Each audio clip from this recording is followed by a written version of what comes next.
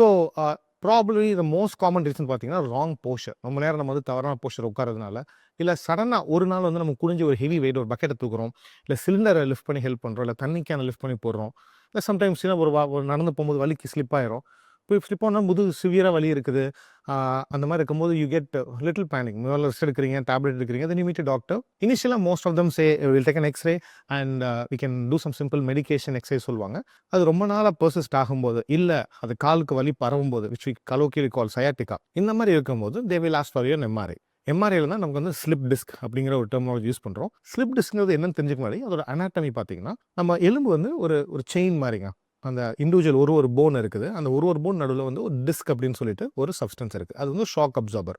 நம்ம பைக்ல இருக்கிற மாரி ஒரு ஷாக் அப்சார்பர். நீங்க ஒரு வெயிட்ல இறங்கி ஏறும்போது, அந்த ஷாக் அப்சார்பர் மடங்கி நிமிரும்போது தான் உங்களுக்கு ஒரு கம்ஃபோர்ட் கிடைக்கும். அதே மாரி உங்க ஸ்பைன் ஒரு கன்டினியூஸ் போனா ஒரு ஒரு பைப் மாரி இருந்ததுனா நம்மளால குனியவும் முடியாது, நிமிரவும் முடியாது. And it can cause a long term problem. So அதனால தான் naturally we have an individual phone.